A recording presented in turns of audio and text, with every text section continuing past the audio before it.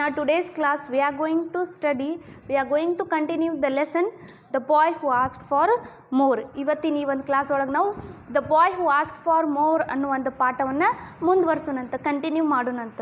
So this is written by Charles Dickens. ಇದನ್ನು ಬರೆದವರು ಯಾರು ಅಂತಂದ್ರೆ Charles Dickens. This the boy who ask for more it is an extract from Oliver Twist novel. ನೋಡ್ರಿ, ಇದು the boy who ask for more ಏನಿದೆಯಲ್ಲ, ಇದು Oliver twist ಅನ್ನುವಂಥ ನಾವೆಲ್ಲಿಂದ ತಗೊಂಡಿದ್ದೀವಿ. ಇದು ಒಂದು ಚಿಕ್ಕದಾಗಿರುವಂಥ ಇನ್ಸಿಡೆಂಟ್, ಘಟನೆ ಅಂತ ಹೇಳ್ಬೋದು. In our last class we have seen that so Oliver was born in a winter during night time in 1837, and he was born in a poor little house and this Oliver Twist was named as Oliver by Mr. Bumble, who is a beadle, who is an officer of that town, and he has authority over that poor house. So poor house is nothing but it's like an orphanage, and here we come to know that the boys who are staying in that poor house, so they were ill treated by Mr. Bumble. Mr. Bumble used to starve them and ill treat them, and the result we can see that during Oliver's 9th birthday, so he looked very pale and thin, so and he didn't knew the kind words and love and concern. So that comes to know that here what happens means, now the boys who are there with Oliver, his companions, they convinced Oliver to ask for more.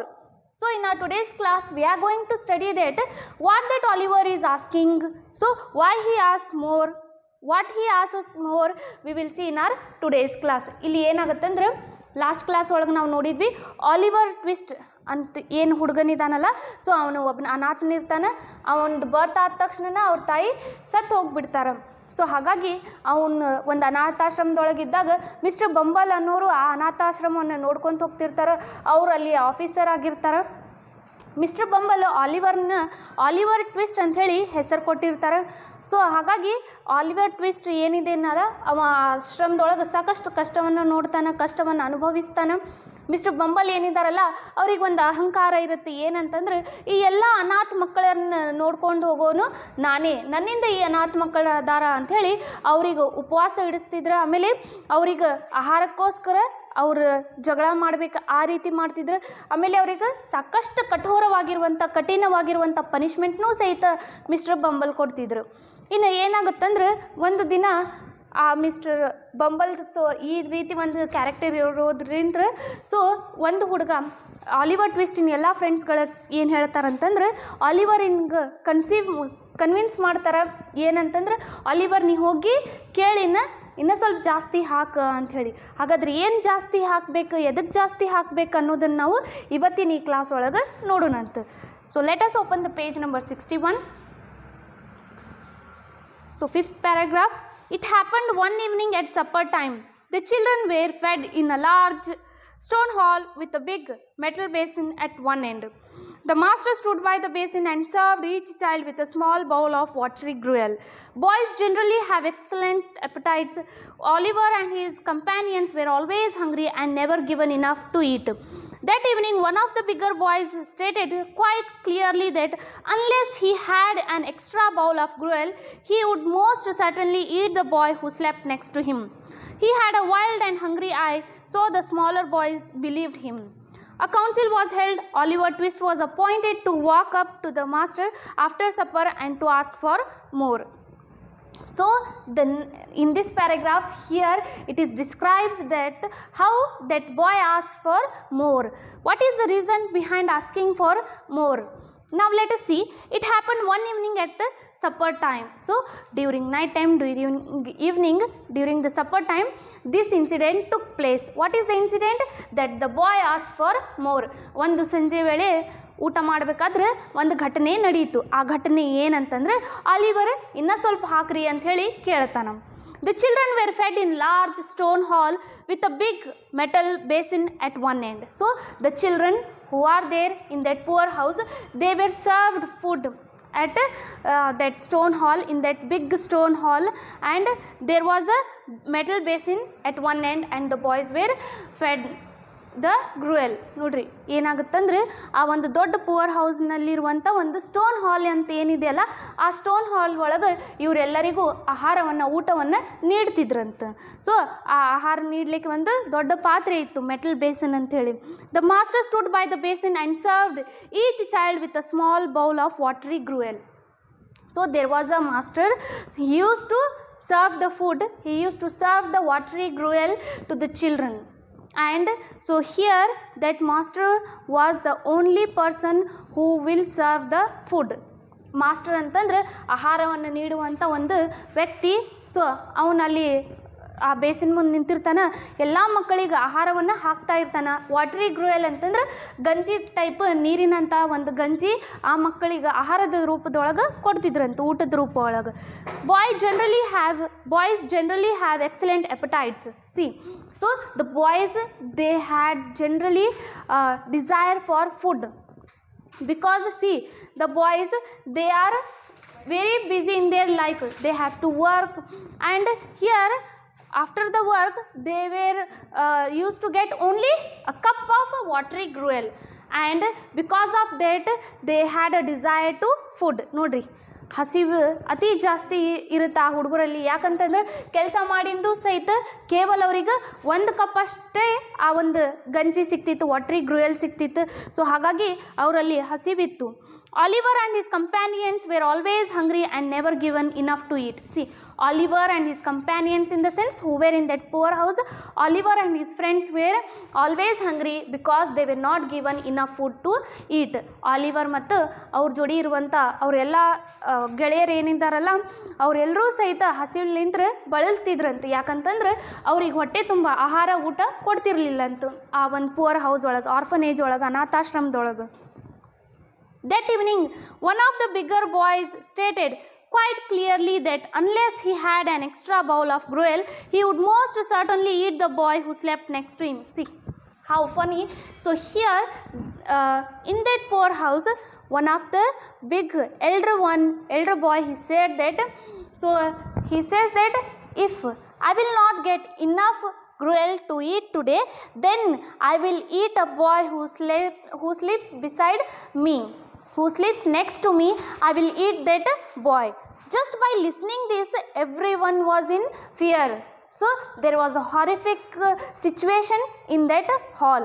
ನೋಡ್ರಿ ಏನಾಗತ್ತಂದ್ರೆ ಆ ಒಂದು ಹಾಲ್ ಒಳಗೆ, stone ಹಾಲ್ ಒಳಗೆ ಆಹಾರಕ್ಕೆ ಊಟ ಮಾಡ್ಲಿಕ್ಕಂತ ಹೋಗಿರ್ತಾರಲ್ಲ, ಅವಾಗ Oliver ಚಿಕ್ಕವನಿರ್ತಾರೆ, ಅವನಕ್ಕಿಂತ ದೊಡ್ಡವ್ರದ್ದು gang ಏನಿರುತ್ತಲ್ಲ ಆ ದೊಡ್ಡ ಹುಡುಗರು ಒಳಗೆ ಒಬ್ಬನೇ ಹೇಳ್ತಾನೆ ಏನಂತಂದ್ರೆ, ಇವತ್ತರ ಹಸಿವು ನನಗೆ ಭಾಳ ಆಗೈತಿ, ಯಾರಾದ್ರೆ ಸೊ ನನಗಿವತ್ತು ಸಾಕಷ್ಟು ಹೊಟ್ಟೆ ತುಂಬ ಆಹಾರ ಸಿಗಲಿಲ್ಲ ಅಂತಂದ್ರೆ ನಾನೇನು ಮಾಡ್ತೀನಿ, ನನ್ನ ಪಕ್ಕದೊಳಗೆ ಯಾರು ಮಲಗ್ತಾರಲ್ಲ ಅವರನ್ನೇ ಕಡ್ದು ತಿಂದುಬಿಡ್ತೀನಿ ಅಂಥೇಳಿ ಆ ಒಂದು ಹುಡುಗ ಹೇಳಿದಾಗ ಎಲ್ಲ ಚಿಕ್ಕ ಮಕ್ಕಳು ಹೆದರ್ ಬಿಡ್ತಾವೆ. ಏನಪ್ಪ ಈಗ ನಮ್ಮನ್ನು ತಿನ್ನಂತಂದ್ರೆ ಅವ ಆಹಾರ ಸಿಗ್ಲಾರ್ದಕ್ಕೆ ಅಂಥೇಳಿ ಅವ್ರು ಒಂದು ಮೀಟಿಂಗನ್ನು ಮಾಡ್ತಾರೆ. ಏನು ಮಾಡ್ತಾರೆ ನೋಡೋಣ.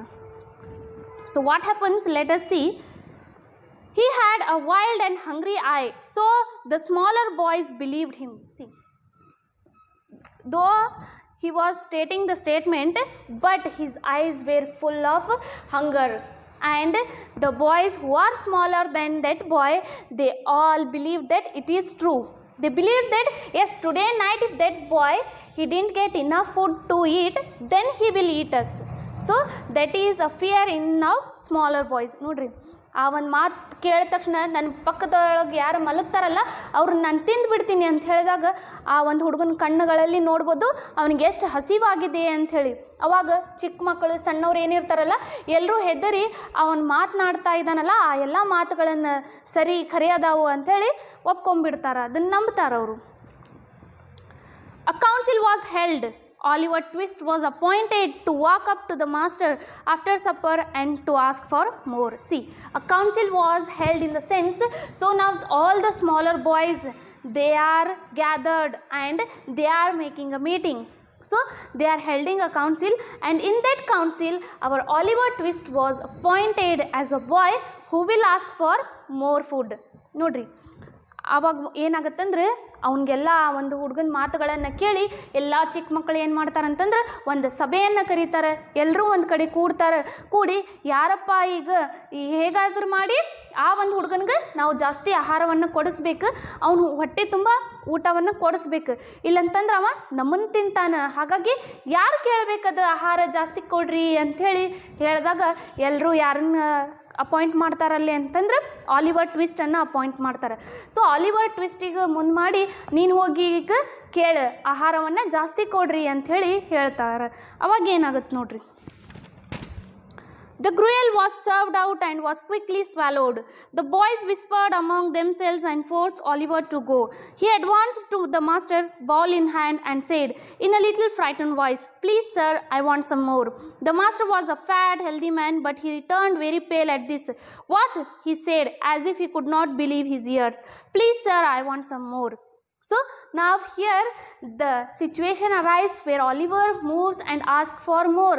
Then what happens to that Oliver? Let us see. ನೋಡ್ರಿ, ಈಗ ನಮ್ಮ ಆ ಒಂದು ಲೆಸನಿನ ಟೈಟಲ್ ಏನಿದೆಯಲ್ಲ, the boy who ask for more, ಆ ಒಂದು ಸಿಚುವೇಶನ್ ಈ ಪ್ಯಾರಾಗ್ರಾಫ್ನಲ್ಲಿ ಡಿಸ್ಕ್ರೈಬ್ ಮಾಡಿದ್ದಾರೆ. ಹೇಗೆ ಡಿಸ್ಕ್ರೈಬ್ ಮಾಡಿದ್ದಾರೆ ನೋಡ್ರಿ.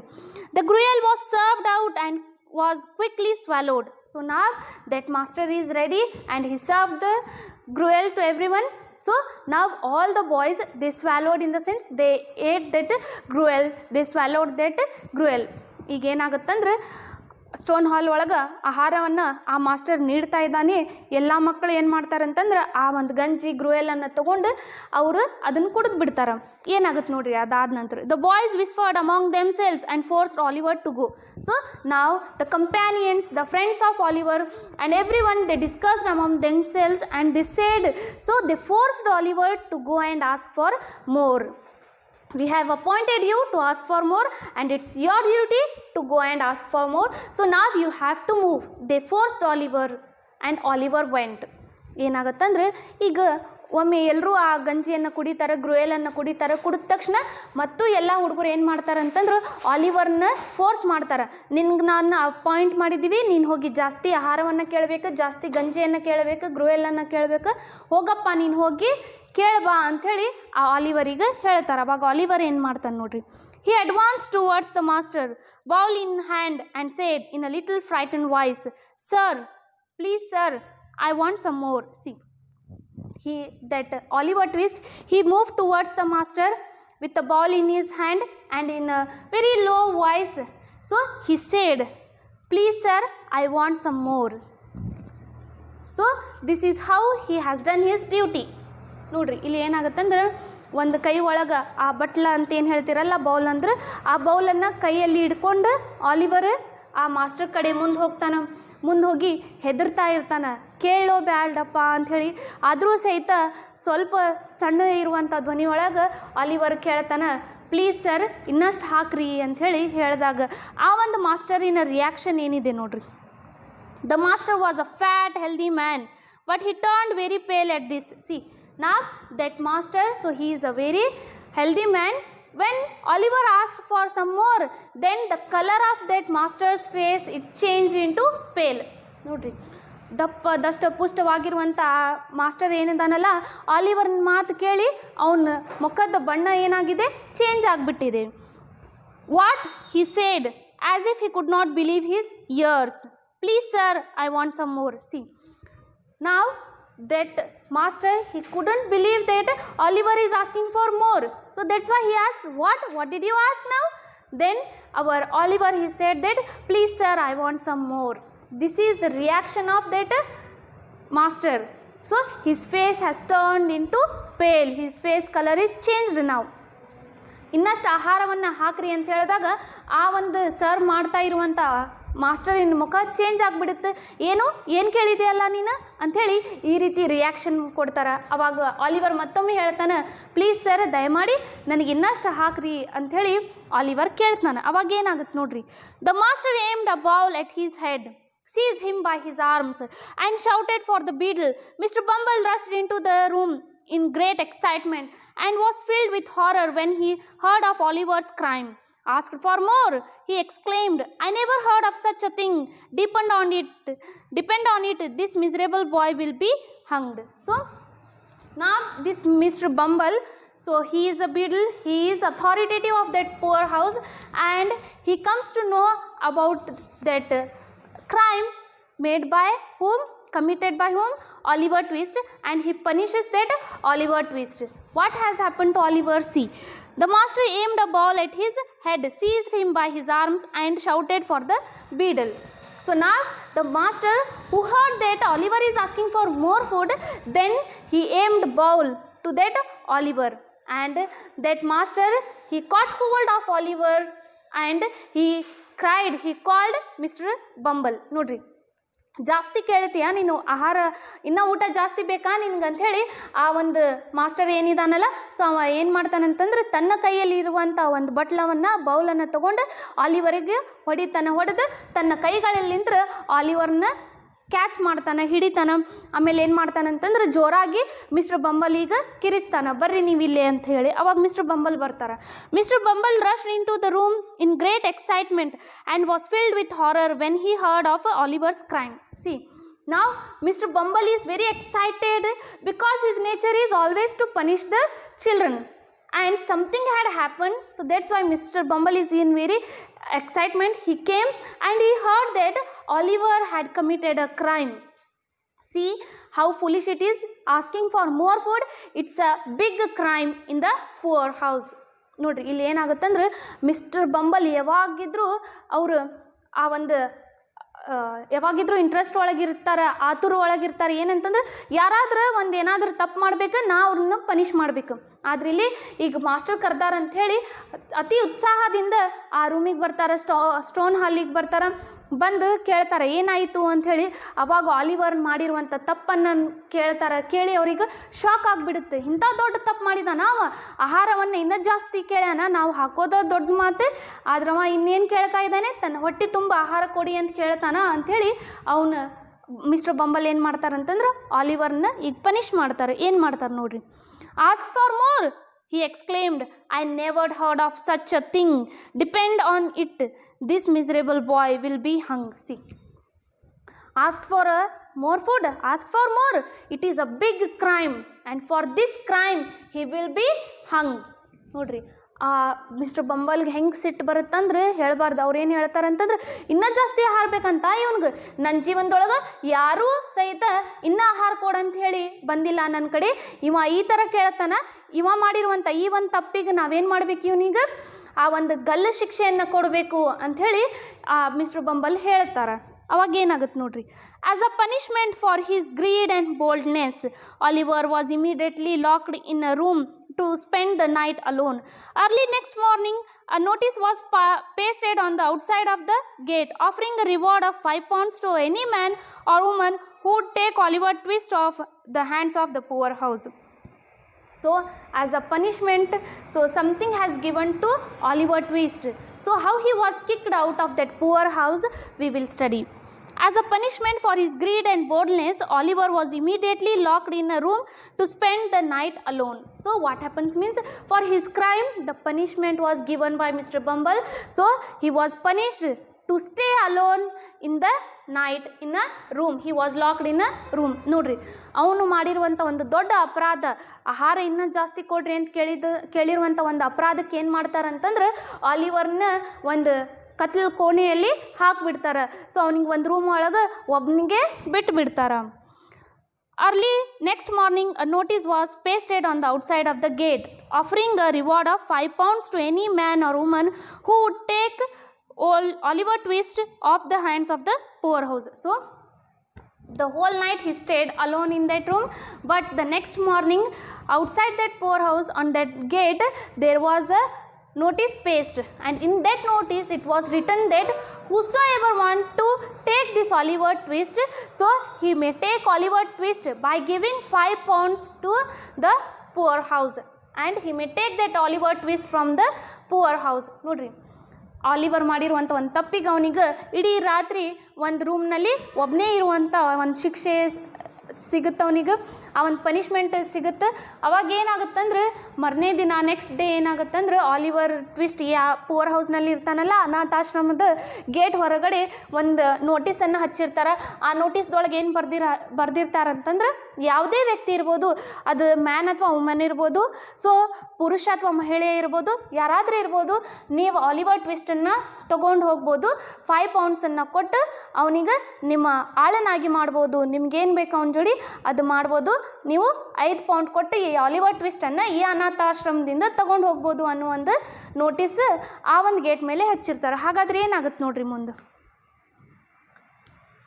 ನಾವು ಅ coffin maker came to know about the notice and bought the orphan boy from the poor house. There also he was treated cruelly, so he ran away to London. There he faced further difficulties. However, by chance he met 2 kind people, Mr. Brownlow and Miss Rose Miley. These kind people also discovered that he was their own relative and had to be protected from his stepbrother, Mr. Monks. Mr. Monks had planned to take away Oliver's share of property, but with Mr. Brownlow's help, Oliver got his rightful share of the property and lived happily. So here in the last paragraph, there they have described about how that novel it comes to an end.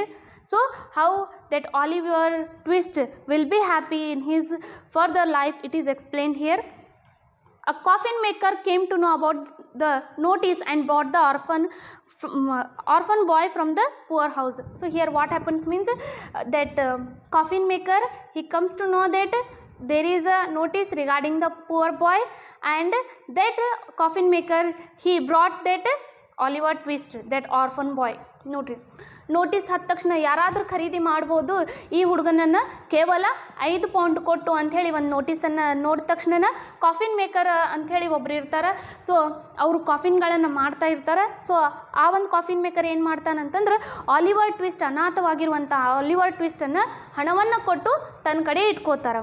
ಅವಾಗ ಏನಾಗುತ್ತೆ ನೋಡ್ರಿ, there also he was treated cruelly. So there in that coffin maker's house, so there he was treated very badly, brutally, cruelly. ನೋಡ್ರಿ, ಅಲ್ಲಿನೂ ಸಹಿತ ಆ coffin maker ಏನು ತನ್ನ ಮನೆಗೆ ತೊಗೊಂಡೋಗ್ತಾನಲ್ಲ, ತನ್ನ ಅಂಗಡಿಯಲ್ಲಿ ಕೆಲಸ ಮಾಡಲಿಕ್ಕೆ, ಅಲ್ಲಿನೂ ಸಹಿತ ಆಲಿವರ್ ಟ್ವಿಸ್ಟನಿಗೆ ಸಾಕಷ್ಟು ತೊಂದರೆಗಳಾಗ್ತಾವು.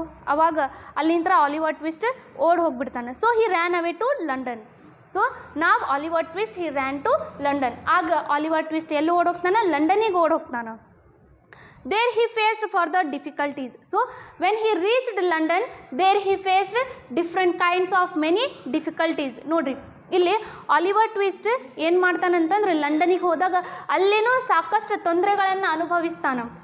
However, by chance he met 2 kind people, Mr. Brownlow and Miss Rose Miley. So however, at the end he met with 2 kind people, that is Mr. Brownlow and Miss Rose Miley. ತದನಂತರ Oliver ಜೀವನದೊಳಗೆ 2 ವ್ಯಕ್ತಿಗಳು ಬರ್ತಾವು. ಅವರು ಆಲಿವರ್ಗೆ ಕರುಣೆಯನ್ನು ತೋರಿಸ್ತಾರೆ. ಅವ್ರು ಯಾರಂತಂದ್ರೆ mister Brownlow ಮತ್ತು miss Rose ಮೆಲಿ ಅಂಥೇಳಿ. These kind people also discovered that he was their own relative and had to be protected from his step brother, Mr. Monks. Mr. Monks had planned to take away Oliver's share of property. So afterwards what happens means, these Mr. Brownlow and Miss Rose Miley, they discovered that Oliver Twist is their relative, and that's why what happens means, so Oliver Twist's relatives, Mr. Brownlow and Miss Rose Miley, so they try to save that Oliver Twist from his step brother, that is Mr. Monks, because Mr. Monks had a plan to take the property of Oliver Twist. ಇಲ್ಲಿ ಏನಾಗುತ್ತಂದ್ರೆ mister Brownlow ಮತ್ತು miss rose ಮೆಲ್ಲಿ ಏನು ಕಂಡುಹಿಡಿತಾರಂತಂದ್ರೆ Oliver ಅವರೇ ಸಂಬಂಧದೊಳಗಿರುವಂಥ ಒಂದು ಹುಡುಗನಾಗಿದ್ದಾನೆ. So ಹಾಗಾಗಿ ಆ mister Brownlow ಮತ್ತು miss Rose ಮೆಲಿ ಅಂತ ಏನಿದಾರಲ್ಲ, ಅವರಿಬ್ಬರು ಆಲಿವರ್ನ ಸಹಾಯ ಮಾಡ್ತಾರೆ. ಆಲಿವರ್ನ ಸ್ಟೆಪ್ ಬ್ರದರ್ ಯಾರಿದ್ದಾರಲ್ಲ ಮಿಸ್ಟರ್ ಮಾಂಕ್ಸ್, ಅವ್ರಲ್ಲಿಂದ್ರೆ ಸೇವ್ ಮಾಡೋಕೆ ಆಲಿವರ್ನ ಪ್ರಯತ್ನ ಪಡ್ತಾರೆ ಅವರು. ಯಾಕಂತಂದ್ರೆ ಆಲಿವರ್ನ ಸ್ಟೆಪ್ ಬ್ರದರ್ ಮಿಸ್ಟರ್ ಮಾಂಕ್ಸ್ ಏನಿದಾರಲ್ಲ, ಅವರು ಒಂದು ಪ್ಲ್ಯಾನ್ ಮಾಡಿರ್ತಾರೆ. ಏನಂತಂದ್ರೆ ಹೇಗಾದರೂ ಮಾಡಿ ಆಲಿವರ್ ಹೆಸರಿನಲ್ಲಿರುವಂಥ ಆ ಪ್ರಾಪರ್ಟಿಯನ್ನು ನಾನು ತಗೋಬೇಕಂತ ಹೇಳಿ ಪ್ಲ್ಯಾನ್ ಮಾಡಿರ್ತಾರೆ. ಆ ಪ್ಲ್ಯಾನವನ್ನು ವಿಫಲ ಮಾಡ್ತಾರೆ. ಯಾರಂತಂದ್ರೆ ಮಿಸ್ಟರ್ ಬ್ರೌನ್ಲೋ ಮತ್ತು miss Rose Maylie.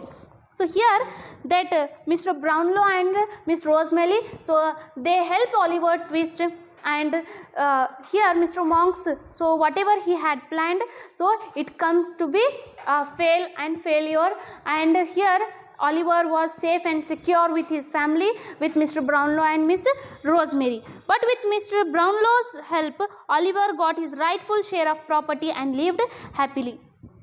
So at the end what happens means, Mr. Brownlow, he helps Oliver and Oliver gets his share of property and he lived happily. So there was a happy ending in this story, in this novel. ನೋಡ್ರಿ ಏನಾಗುತ್ತಂದ್ರೆ ಕೊನೆಯದಾಗಿ mister ಬ್ರೌನ್ಲೋ ಏನಿದಾರಲ್ಲ, ಆ mister ಬ್ರೌನ್ಲೋ ಈ ಒಂದು Oliver twist ಹೆಸರಿನಲ್ಲಿ ಎಷ್ಟು property ಇದೆಯಲ್ಲ ಆ ಎಲ್ಲ ಪ್ರಾಪರ್ಟಿ ಇವನ್ ಬರುವಂಥದ್ದು ಒಂದು ಪ್ರಯತ್ನವನ್ನು ಪಡ್ತಾರೆ. ಆಗ ಆಲಿವರ್ ಟ್ವಿಸ್ಟಿಗೆ ತನ್ನ ಹೆಸರಿನಲ್ಲಿರುವಂಥ ಎಲ್ಲ ಪ್ರಾಪರ್ಟಿ ಸಿಗುತ್ತೆ.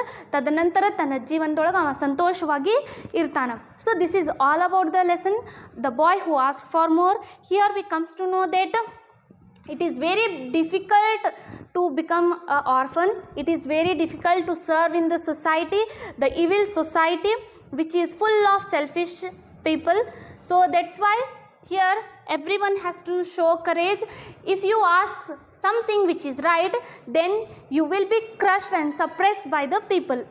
ನೋಡ್ರಿ ಇಲ್ಲಿ ಏನಾಗತ್ತಂದ್ರೆ ನಮ್ಮ ಜೀವನದೊಳಗೆ ಅನಾಥರಾಗಿ ನಾವು ನಮ್ಮ ಜೀವನವನ್ನು ನಡೆಸ್ಬೇಕಂದ್ರೆ ಅದು ಅತಿ ಕಠಿಣವಾಗಿರೋದು, ಅದು ಅತಿ ಕಷ್ಟಕರವಾಗಿರುವಂಥ ಒಂದು ಸಂಗತಿ ಅಂತ ಹೇಳ್ಬೋದು. ಯಾಕಂತಂದ್ರೆ ನಮ್ಮ ಜೀವನದೊಳಗೆ ನಮ್ಮ ಫ್ಯಾಮಿಲಿ ಮೆಂಬರ್ಸ್ ಬೇಕೇ ಬೇಕಾಗ್ತಾರೆ. ಇಲ್ಲಿ ಆಲಿವರ್ ಒಂದು ಅನಾಥನಾಗೋದ್ರಿಂದ ಅವನು ತನ್ನ ಇಡೀ ಜೀವನದೊಳಗೆ ಕೇವಲ ಕಷ್ಟವನ್ನೇ ನೋಡಿರ್ತಾನೆ. ತದನಂತರ ಕೊನೆಯದಾಗಿ ಅವನ ರಿಲೇಟಿವ್ಸ್ ಸಂಬಂಧಿಕರ ಸಿಕ್ಕಿದಾಗ ಅವನಿಗೆ ಸಂತೋಷ ಸಿಗುತ್ತೆ. ಸೊ ಹಾಗಾಗಿ ಇಲ್ಲಿ ಇನ್ನೊಂದು ಏನಂತಂದ್ರೆ ನಾವೇನೋ ಒಂದು ಸರಿ ಇದೆ ಅಂಥೇಳಿ ಅದ್ರ ಬಗ್ಗೆ ಪ್ರಶ್ನೆ ಮಾಡಿದ್ವಿ ಅಂತಂದ್ರೆ, ನಮ್ಮ ಹಕ್ಕಿಗೋಸ್ಕರ ನಾವೇನಾದ್ರೂ ಪ್ರಶ್ನೆಯನ್ನು ಮಾಡಿದಾಗ ಜನರು ಏನು ಮಾಡ್ತಾರಂತಂದ್ರೆ ನಮ್ಮನ್ನು ಸಪ್ರೆಸ್ ಮಾಡೋಕ್ಕೆ ಟ್ರೈ ಮಾಡ್ತಾರೆ, ನಮ್ಮನ್ನು ತುಳಿದು ಹಾಕೋಕ್ಕೆ ಟ್ರೈ ಮಾಡ್ತಾರೆ. ಆದರೂ ಸಹಿತ ನಾವು ಹೆದರ್ಲಾರ್ದಂಗೆ ಆ ಒಂದು ಮಾತನ್ನು ನಮಗೇನು ಅನ್ನಿಸ್ತದ ಅದನ್ನು ಹೇಳಬೇಕಂಥೇಳಿ ನಾವು ಈ ಒಂದು ಲೆಸನ್ಲಿಂದ ಕಲ್ತಿದ್ದೀವಿ. I hope you all understood the lesson. Thank you.